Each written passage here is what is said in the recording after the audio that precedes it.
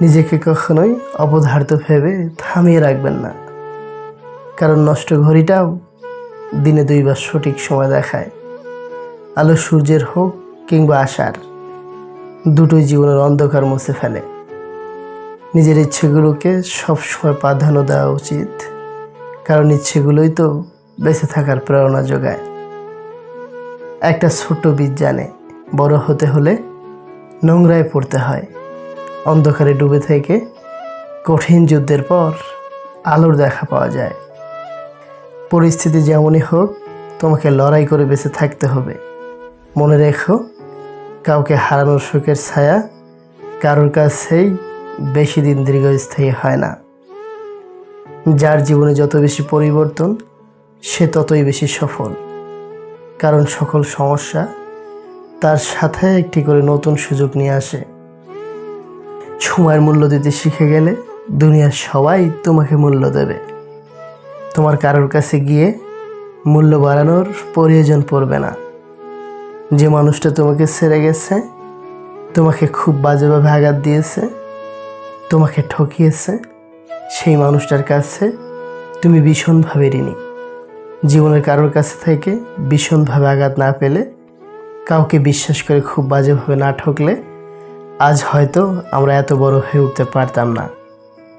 অনুভূতি নিয়ে খেলা যাদের অভ্যাস, মানুষ পাল্টানো যাদের স্বভাব, তাদের কখনোই ভালোবাসতে যেও না, কারণ এরা ওই শব্দের মর্ম কি তা জানেই না।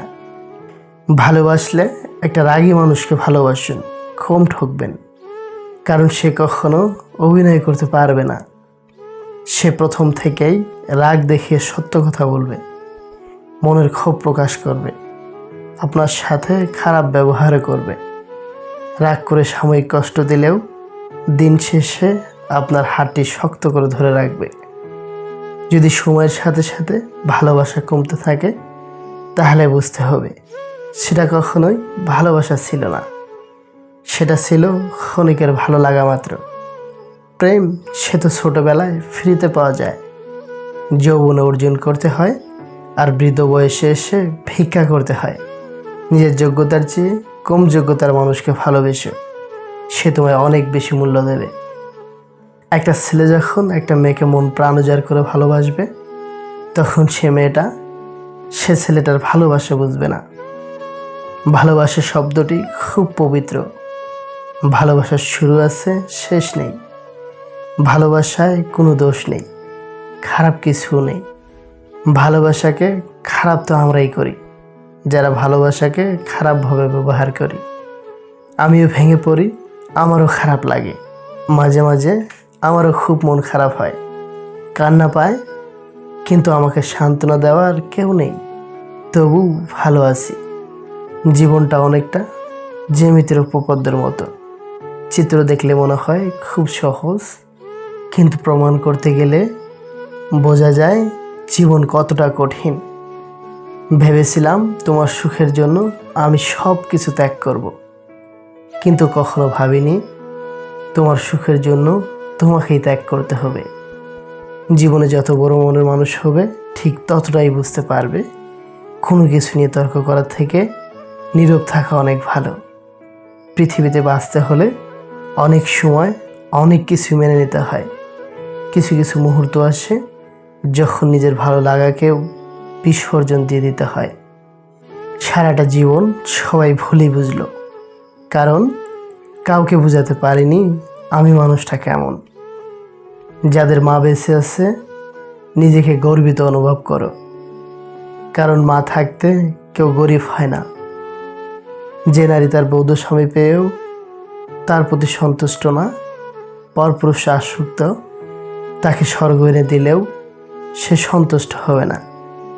আর যে পুরুষের ঘরে সুন্দরী বউ থাকা সত্ত্বেও পরনারীতে আসক্ত, তাকে গোটা দুনিয়ার সব রমণী এনে দিলেও তার মন ভরবে না। বেঁচে থাকতে বাবা মার মুখে ভাত দিন, মরার পরে গরু জবাই করে গ্রামবাসীর মুখে ভাত দিলেও বাবা মায়ের আত্মা শান্তি পাবে না। আমরা সর্বদাই আমাদের খুশি বাইরের জগতে খুঁজে বেড়াই, কিন্তু খুশির আসল ঠিকানা বাইরে নয়, বরং আমাদের অন্তরে রয়েছে। যা পাওনি সেটা তোমার ছিল না, যা পেতে চাও সেটার পিছনে পরিশ্রম করো। বালিশে মাথা রাখতেই যাদের ঘুম চলে আসে, দুনিয়ার সবচেয়ে বেশি সুখী মানুষ তারা। যে মানুষটা হাসতে শেখায় সেই মানুষটাই আবার চোখের পানির কারণ হয়ে দাঁড়ায়।